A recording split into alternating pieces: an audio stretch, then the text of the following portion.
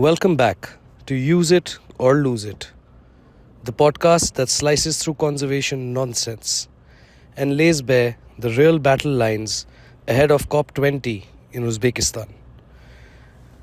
Today's episode is about crocodiles, but not the ones you see in Hollywood thrillers.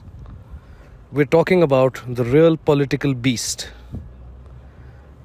How the sustainable use model built around crocodiles is under threat, how emotional campaigns hijacked real conservation policy, and how India's own mugger crocodile population faces the same dangerous policy mistakes. Our guest today is none other than Grahame Webb, a man who has shaped global crocodile policy, a fierce advocate for rational science-based decision making, and a major contributor to CITES sustainable use programs.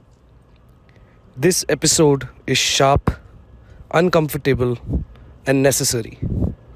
Let's get to it. Grahame, thank you for joining us. That's my pleasure. Let's start at the beginning. Most people think crocodiles are relics, dangerous pests to be eliminated or locked in museums.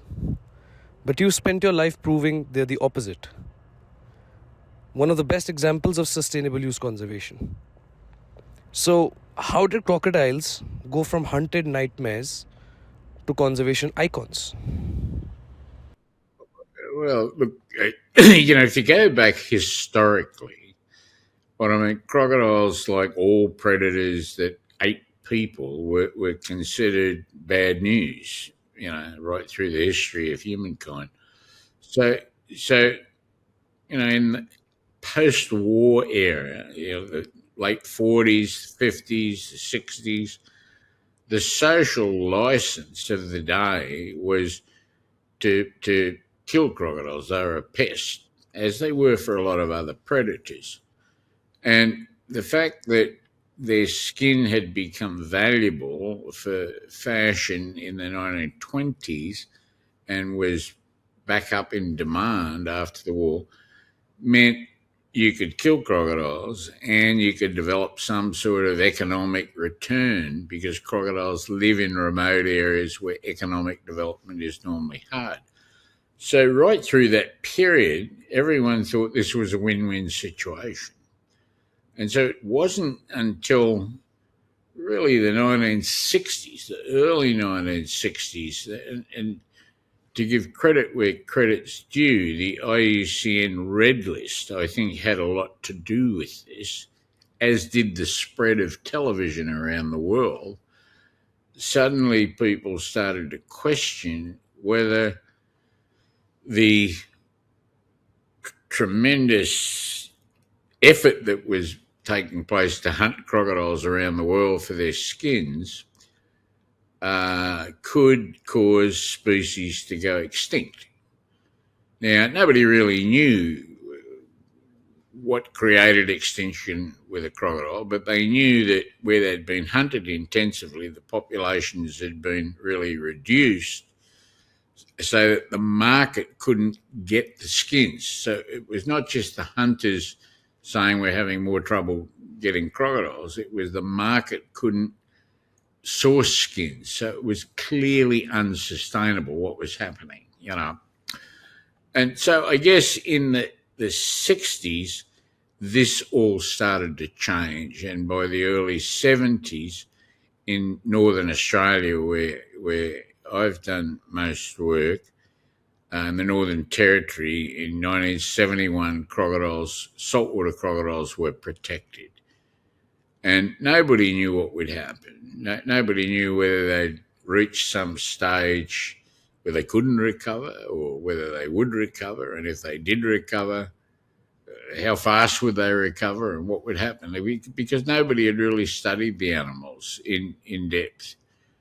And so that's the situation that existed, and what I saw in the territory when we were doing a lot of this early research in the 1970s and uncovering all sorts of things about crocodiles that had never really been documented, They did recover. They were quite capable of recovering from extreme depletion. Like, I think our population now is probably reduced in biomass by 98 or 99% of biomass.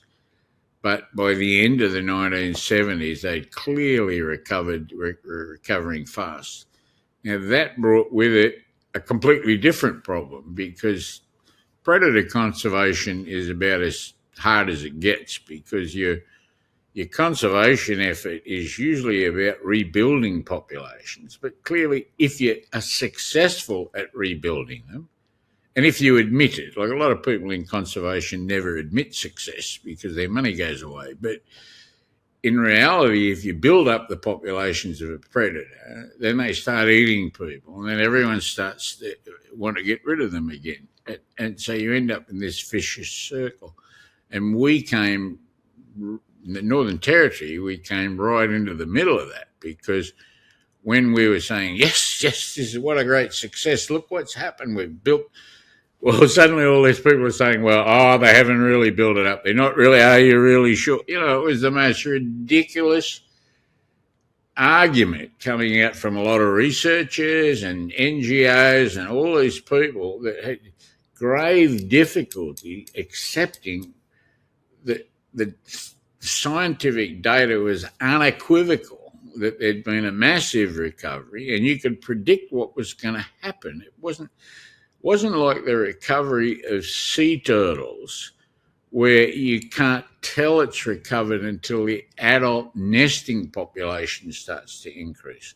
With crocodiles, you can see the hatchlings, the 1-year-olds, 2-year-olds, 3-year-olds, 4-year-olds. You can see the whole population. So you can see what was happening. It was just going up each year. And then after about 5 years, the bigger crocs started eating the little crocs, but the population still kept growing. So we could see we had a real problem. And then what brought us into clash with CITES and with IUCN and everyone else at that time was that in 1979, 1980, we suddenly had 2 people killed and 2 people badly mauled, and we had a croc started to attack fishing boats and little fishing boats and turn them over just when the Northern Territory was promoting tourism. So the crocodiles would be rapidly becoming a persona non grata in the Northern Territory, which the Northern Territory is a massive big area with very few people. You know, it's a bit like the Northwest Territories of Canada or something. So we had to turn the emphasis from just pure conservation, rebuilding the population, to actually managing the population and creating incentives for people to want to tolerate the ongoing recovery of crocodiles. That's what became controversial. You know, as soon as you mention making money out of something, you know, except making money out of saving animals, because that's a multi-billion-dollar international industry, saving animals, and sometimes they need it, sometimes they don't, but it's such a big industry that the whole idea of saying, well, they've been saved, now what are we going to do? How many are we going to have? Where are they going to be? Who's going to wear the costs? Who's going to get the benefits? They don't go to that stage. So I've been in that battle ever since the ever since the 1970s. Okay, well, Graham, your role advising governments and CITES parties, has given you a front row seat to what I like to call conservation theatre. Now, why do you think NGOs push for blanket bans on crocodile trade when the science says regulated use works?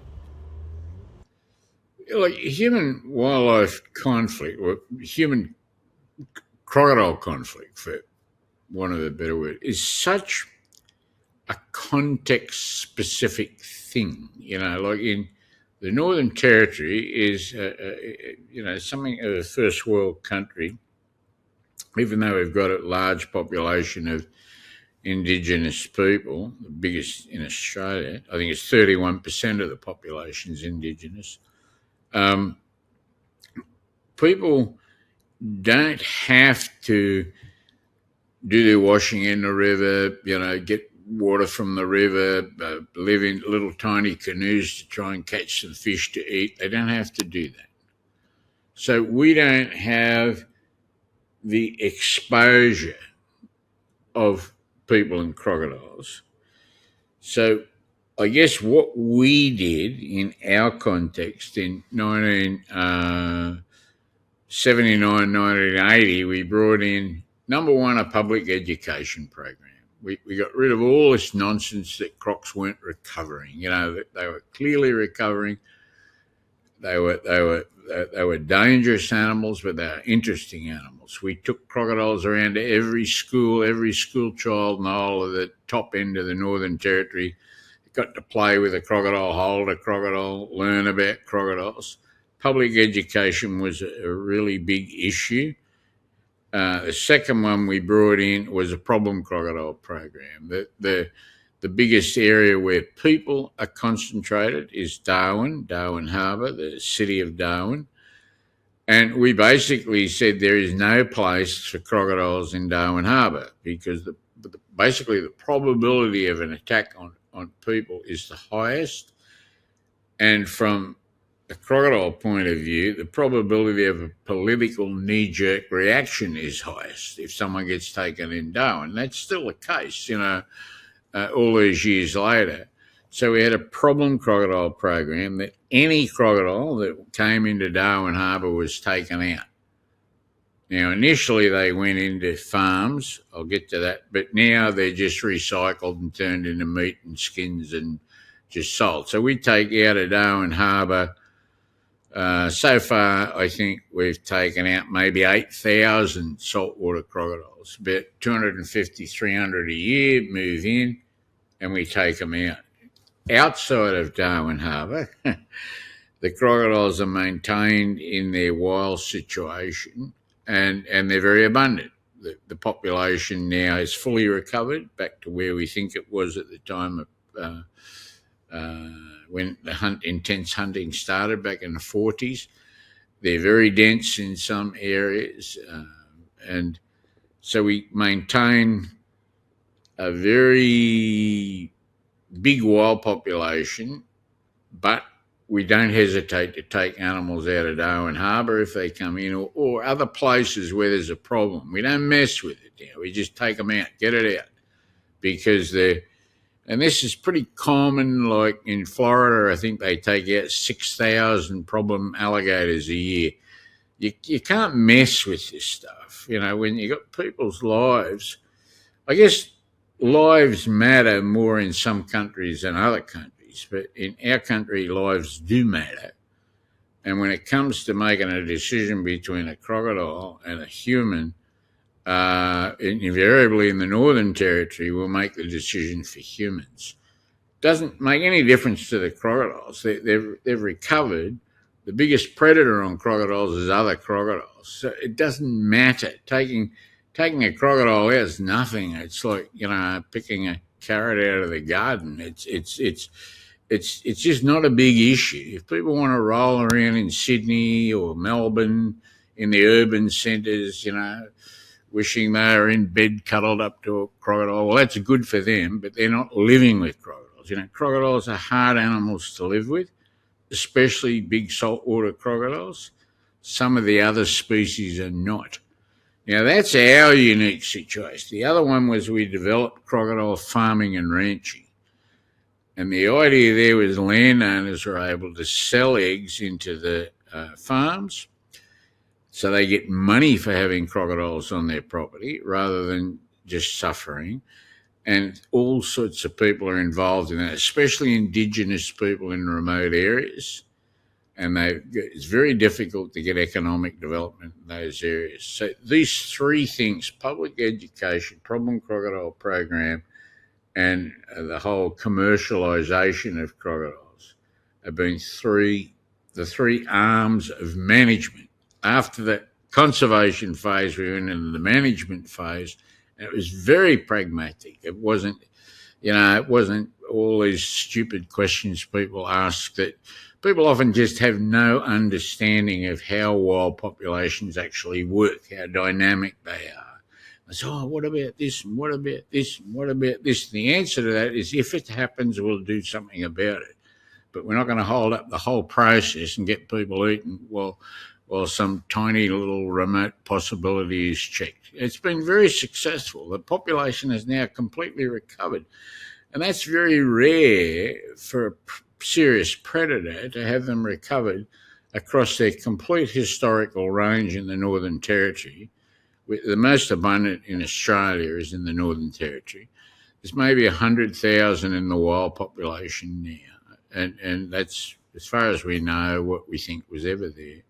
So it was pretty good. From when you started off, you could fly all the rivers and not see one crocodile when they were really, really depleted. So it's all worked very well for us. Other countries is different. Once you get into areas where people have to do all their daily life depends on being in the water or living in stilted houses over the water or crossing water or washing it. That's where the conflict is very real. Crocodiles. East Timor, there's probably, one person injured or attacked or killed a month from crocodiles. They revere crocodiles in East Timor. It's a very complex management situation to try to work out how to help balance all these different things in that particular context. India is a completely different context again, a complex one. I was up Andaman Islands where they've got a problem there quite similar to us, and possibly the only way of handling that in an economically viable way is to recycle some of these problem crocodiles that are coming into the tourist areas. But that's very difficult into the government policy thing. It's not about biology. It's not about science anymore. It's purely about ideology, and it doesn't seem to fit into the policy. And so that's I don't know. People in India. It's not a science question. It's a pure ideology question. It's not a science. There's no science in it. Graham, where do these NGO-driven bans fail hardest in your experience? Is it in enforcement, human rights, or conservation outcomes? Well,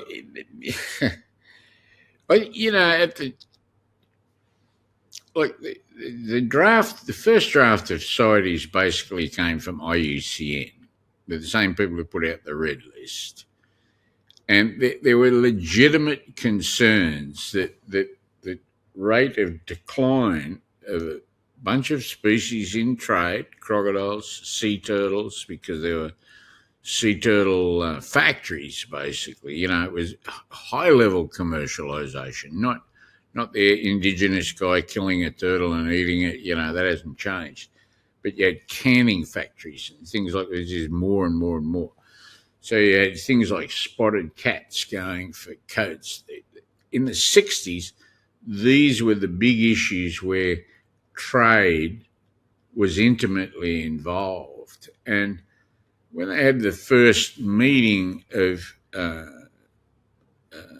CITES where the text was agreed, the main emphasis was to stop the trade in species that were in savage decline. So CITES to me was all about Appendix 1, and it's been amazingly successful. Appendix 2 was more about, well, we better put in something about species that aren't endangered that could become endangered, but it wasn't the main focus of CITES at the time.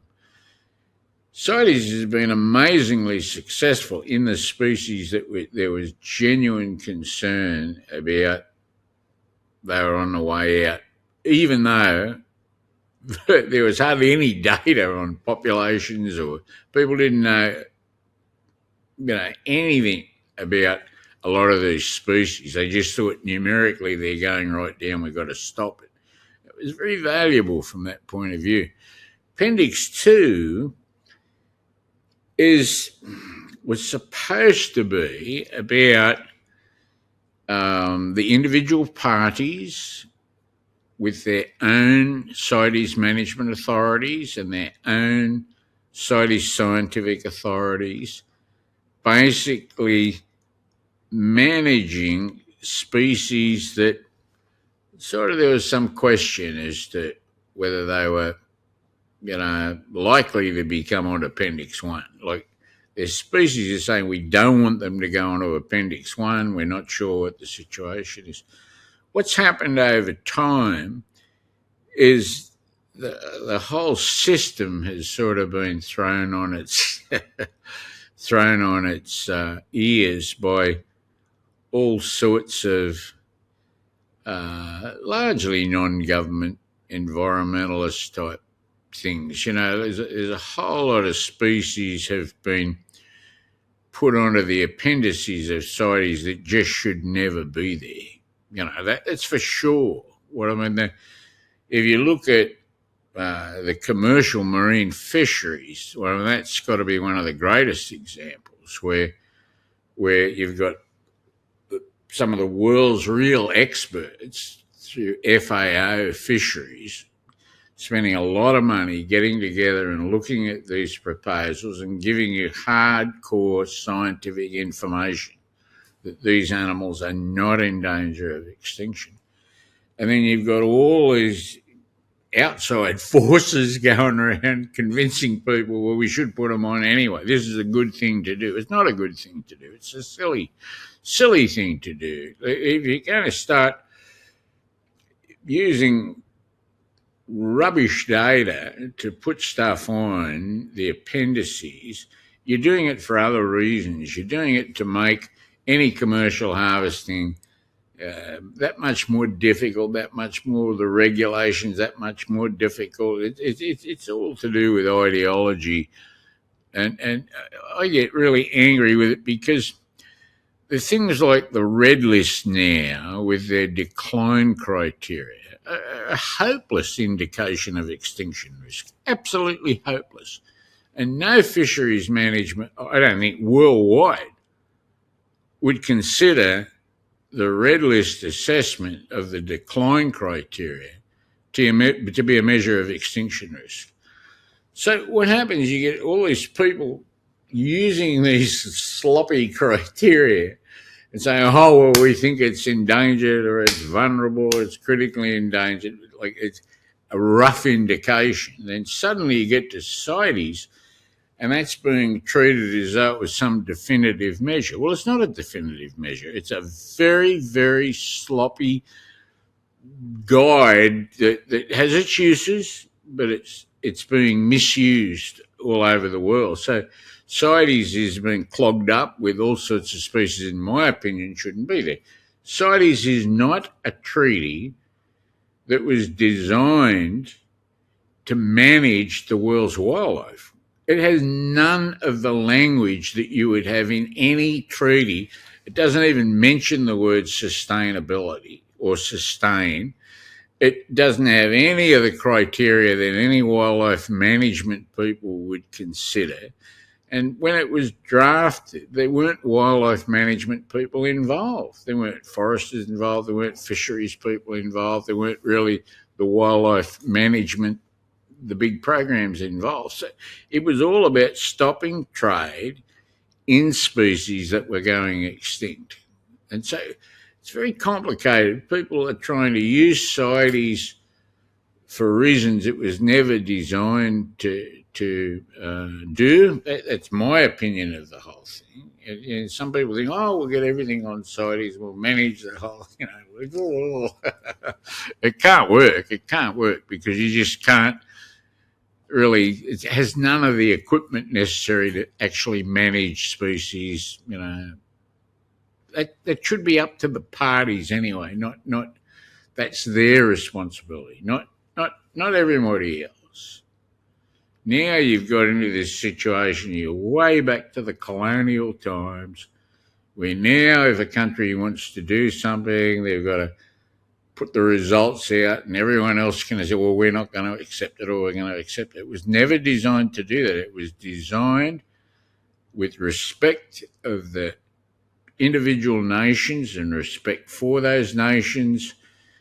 And I believe now a lot of the people who signed the treaty wouldn't have signed it if they knew what it was really about. Their statutory rights have just been squashed. You know, that you can have an animal that's.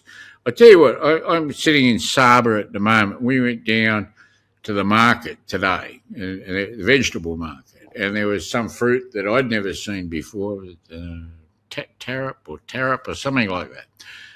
We got home, lovely, just a guy selling them in the market next to durian and everything else. We looked it up in the IUCN. It's listed on the IUCN red list. Well, how bloody stupid's that?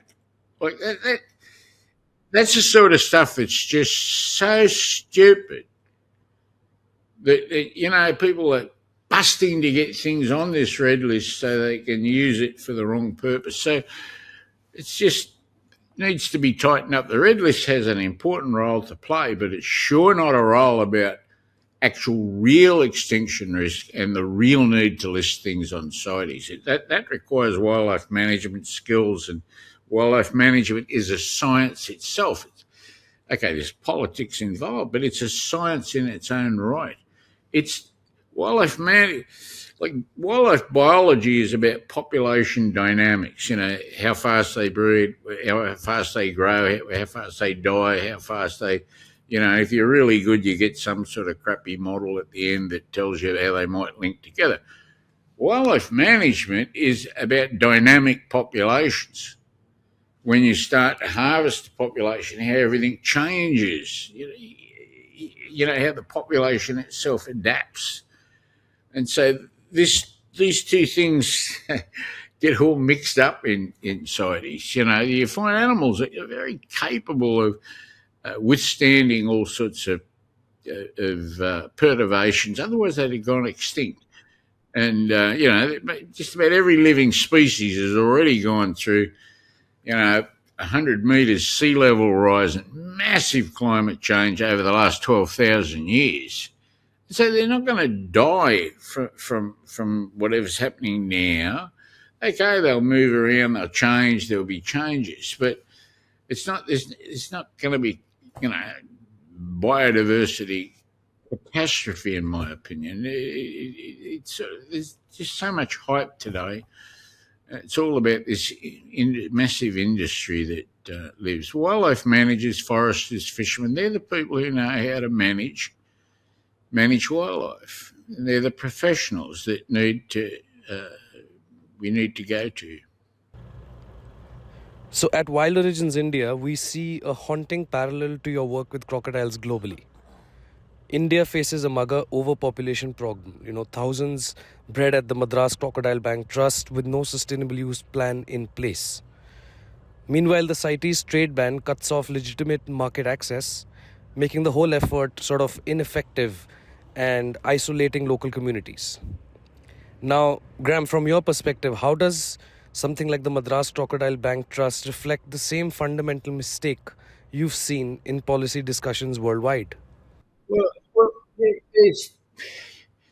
the thing is that there's some crocodiles that are extremely difficult for some people to live with, and there's others that are just an abundant resource, like alligators in the US is just so abundant, you know, and there's all different contexts. So it's not all about public safety. Like there's areas with muggers, for example, that people sort of have a close relationship with, you know, with very few accidents relative to where there's saltwater crocodiles that are much bigger.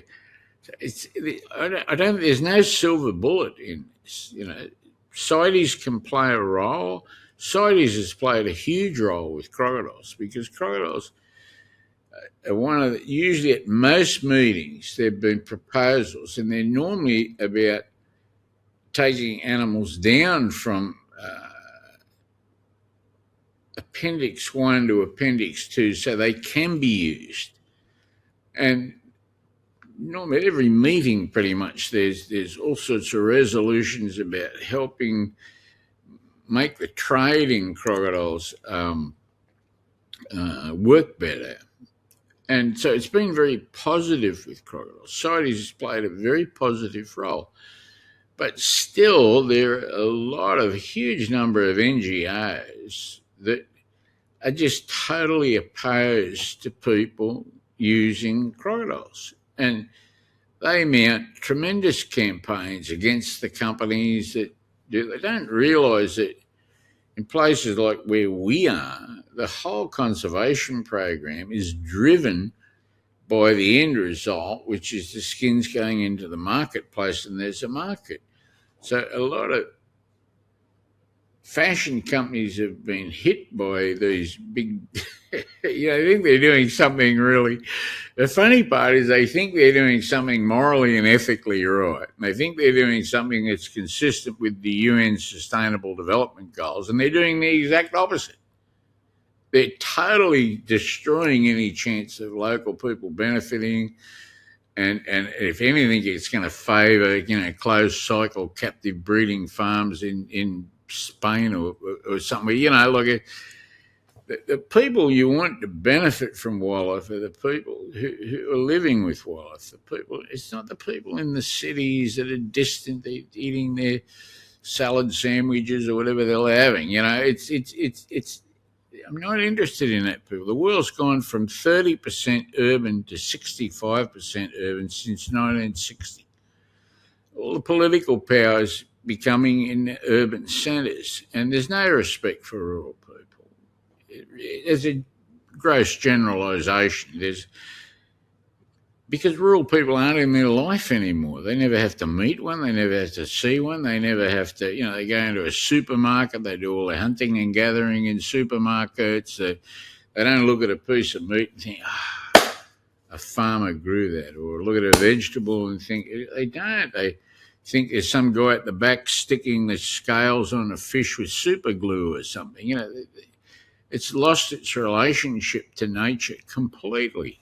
And so you have this massive problem that the political power is with the ideology. It's not with the practical side of people. But if you go back to when CITES was drafted, it's like with sea turtles, its object was to stop these factory killing of sea turtles. That was just pulling these animals in, putting them into a factory, turning them into, canned turtle meat, and sent massive killing for trade, specifically for trade.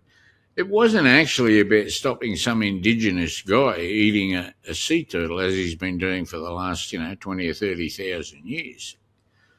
And so now that with this big factory type things gone, sure, the populations have recovered. Takes a while to get sea turtle people to admit that anything's recovered, but a lot more of them now absolutely just can no longer go on with this stuff because there's been massive recoveries. And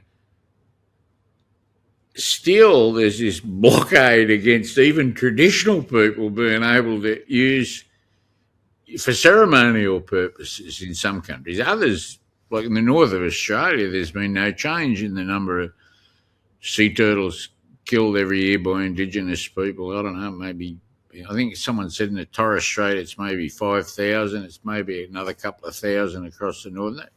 That makes no difference to the populations. Our populations of sea turtles are back to carrying capacity. You probably can't fit another one in northern Australia. But no one's going to tell you that. They're not going to tell you that.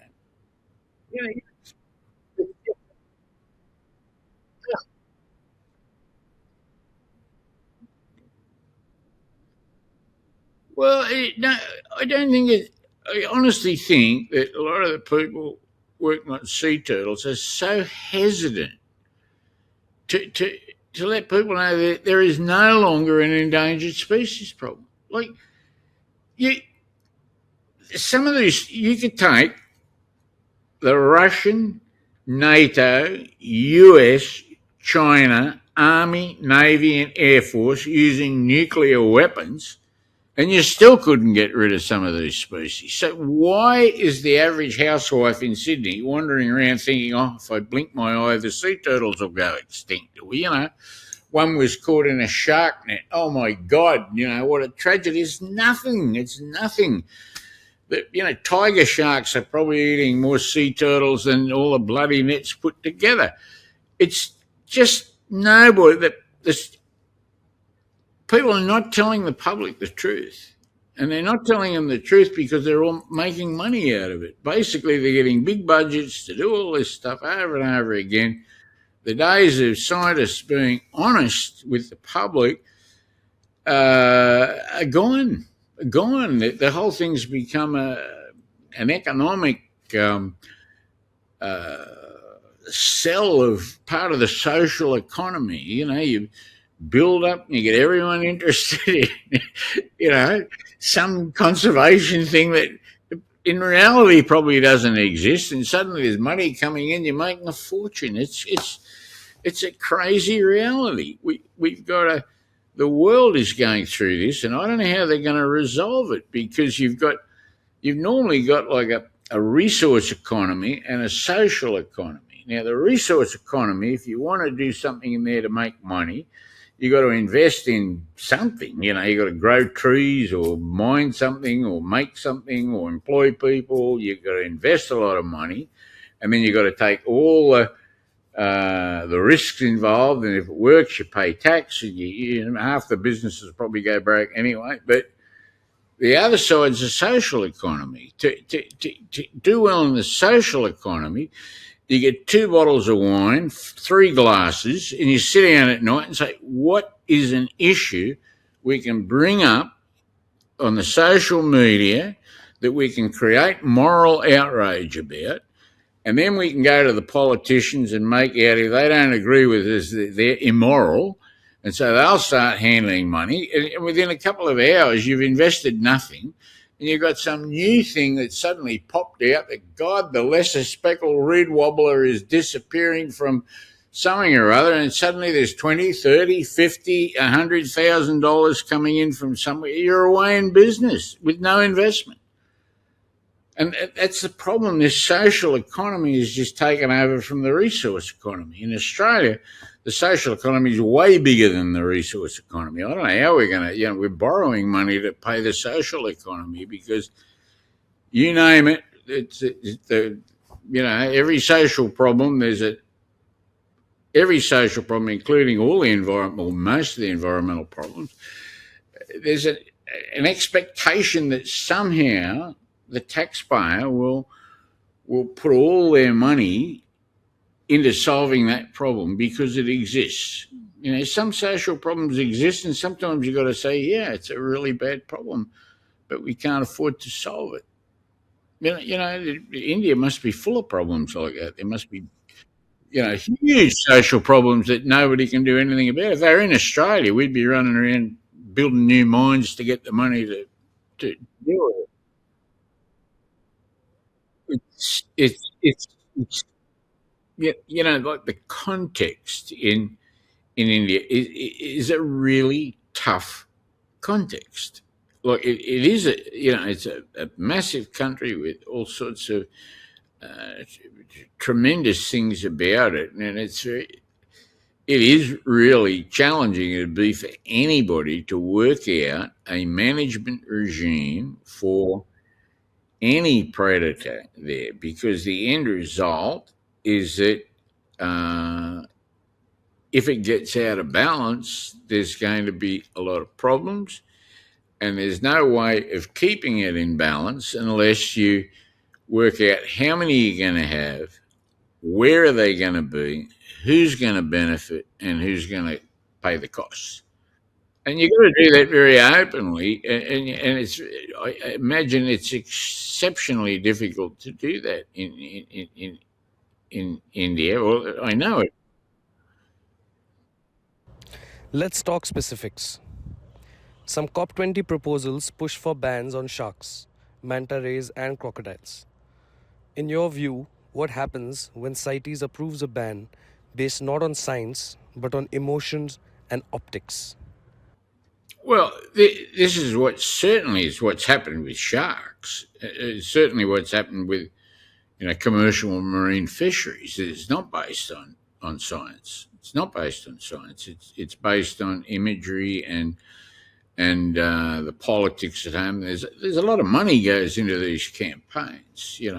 Like um, I don't know what anyone's going to do about it because everyone jumps up and cheers when all this like it's like a sideshow because the goal is to get as many species listed on CITES as possible because that makes trade very awkward and it creates all sorts of costs and I don't think it saves anything. Like, you know, the the problem that the recent very big review of sustainable use that was done, it was a tremendous review. And in that, it's pointed out very clearly that reducing a population doesn't mean it's going extinct. Reducing a population, you can reduce it to get the most out of a population. You should reduce it down to where it's really recovering rapidly, and then you keep harvesting it. If you take it down further, well, there's no problem. It's just that you're not going to be able to harvest as much. If you take it down further again, there's still no problem. You've got to take it down way, way, way, way, way down before there's any risk of extinction. And that's the way fisheries has operated in general. That there hasn't been the resources to manage these things. And so people have fished and they've gone down, and until it's not commercially viable. Commercial extinction is not the same as biological extinction. So people move on and it recovers. And it's only with the big scale fisheries that people have now realised that they really need to manage the fisheries much more carefully. But I honestly believe with the sharks, it's if everyone followed the advice from the FAO fisheries experts and not the advice from all sorts of NGOs and that all work together. There must be 70 or 80 of them all work together as lobby groups. God knows what it's CITES, It's unbelievable. They're writing the speeches for different countries and, oh, God. They're not the experts on management. And we get into real trouble if you're going to manage anything by a bunch of urban people that really, very passionate. That's wonderful. They're very passionate. But it's a wonderful thing, but they're not living with it. It's not their kids that are being eaten. It's not, the shark situation is one in which the public, to me, as I see here in Australia and elsewhere, the public is just being totally, misinformed, and a huge amount of the public's money is just going into basic research. That's great, but huge amounts of money. And I don't know what's going to happen. I thought the guy in Botswana just recently the president offered to give Germany 20,000 elephants so they could save their own elephants. Well, I think this is what they should do with great white sharks in Australia. They catch them in the areas where they're eating surfers and people that are swimming, send them down and release them in Sydney Harbour so they can save their own bloody great white sharks. People are great at supporting something where somebody else has to put up with the costs. And I don't think it's right that rural people and fishing communities have been gutted by this stuff. I get very angry about it because, you get a little handful of people come over from the IUCN or something through, and they start threatening the government and the NGOs all together. So they ban all this fishing up in North Australia. The whole fishing banned completely. Fishing communities ruined and people lying about, just lying. Scientists, you got a real problem when scientists start lying. Well, that's when science. Oh, hang on a minute. What? This is. People have got to be very careful here because once scientists start lying, because that's the way to keep money flowing into their university or their research fund or whatever, I think you've got a real problem. Science has got to. They got to stick with the null hypothesis if they really want to make out if they're ideologically uh, motivated to work. So they've got to stick to the null hypothesis so that actually there's not a problem, you know. So, in other words, these well meaning policies make crocodiles an expensive liability, not really a living asset. I but the public only is getting 3 second or 4 second grabs of information, and this is being fed into our ABC in Australia. It's terrible. It just I don't know. It's double parked in the twilight zone or something. It just any bit of information, environmental information, whether it's based on fact or not, get it onto the ABC. It'll come out as a major issue. And it's crazy because the point you make is a really sound one. Is the analogy that I guess I've used for 40 years. If you had an ingrown toenail and you go to the doctor to get it fixed up, and the door opens, someone walks in with a band of bomb sticker on their t-shirt and starts to pick up the scalpel, and you say, well, who are you, and they tell you, well, they haven't got any medical degree, but they've got a burning passion about toes and toenails. You wouldn't let them touch you for a measly bloody toe.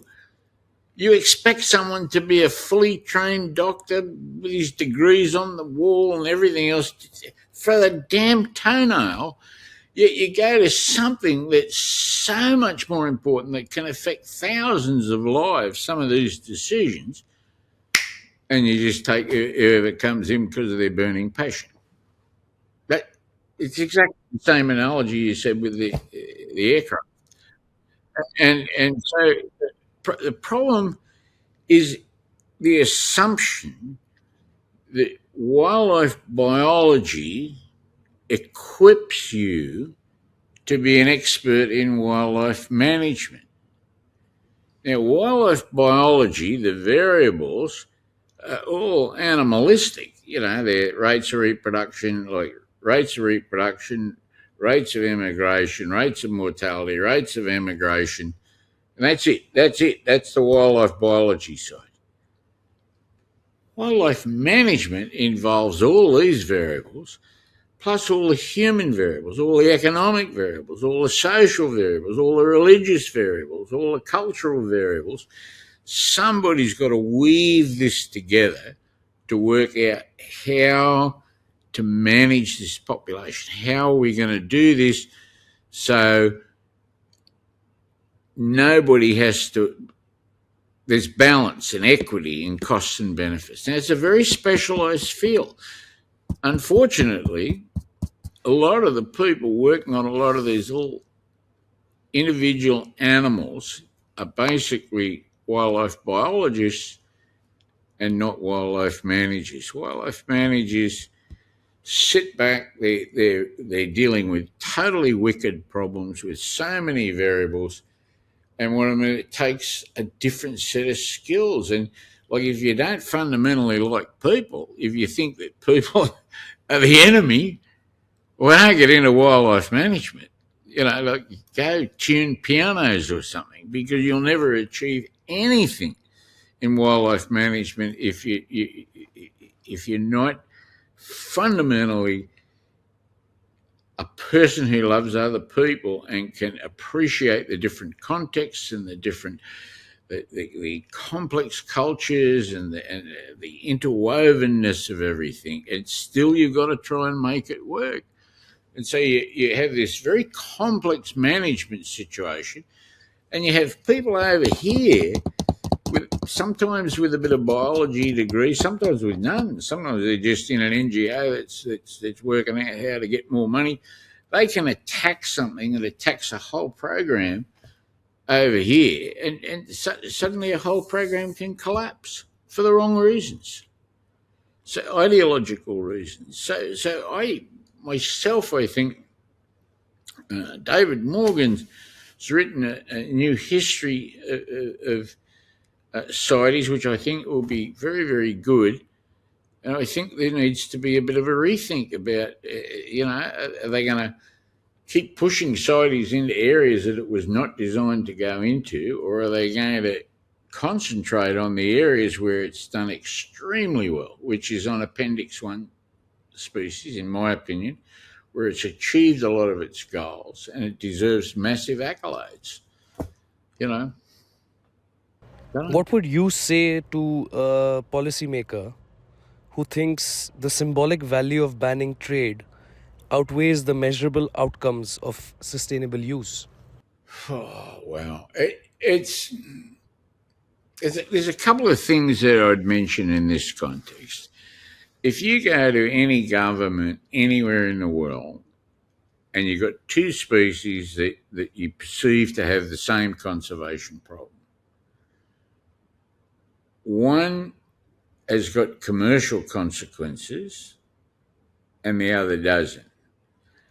A cabinet that's sitting down working out the expenditure of money, how much is going to go to hospitals, education, all these other things, will be far more likely to allocate money to the species that not only can you overcome the conservation problem, but there's an economic side to it, economic benefits, than they will to one that's just a pure biodiversity type thing. So the point of view of if there is an opportunity with a species, not all species have that opportunity, for there to be a commercial thing, that will open eyes, because I can tell you governments just change. Their priorities change up and down with wildlife. I don't think most of them are interested in wildlife at all, but they're sure interested in economic development. So that one side I do see that if a wild population has an economic dimension to it, a positive economic dimension, governments will be far more likely to look more closely into any decisions about disrupting that. Whereas if it doesn't have any economic consequence, it'll just be bypassed by another species, and so there'll be a little bit of research for a couple of years, and then it's gone and it's over. So there are real political advantages in being able to, if you have a species that can be used economically, can generate money, and what can't, then it's not a bad thing. It's a good thing. It can give you the leverage you need, especially if it's a predator.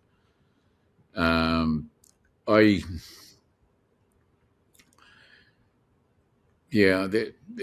just trying to think of the other thing you mentioned there. That what do you say to them? Crocodiles are something where we are. Now, this is not in other countries like Timor-Leste. Everyone reveres crocodiles, and it's a completely different context. Where we are, maybe 5% of the people really like crocodiles. The other 95% don't, and so to conserve them, you have a science problem. Are you going to embark on a program with no guarantee of success to convince the other 95% of people that crocodiles are really nice animals and they should be saved? Or are you going to come up with some sort of incentive that'll work now, today? Because from a science point of view, you need the public to want to conserve them, or otherwise, there'll be changes at election time and politics can move very quickly. So you can't.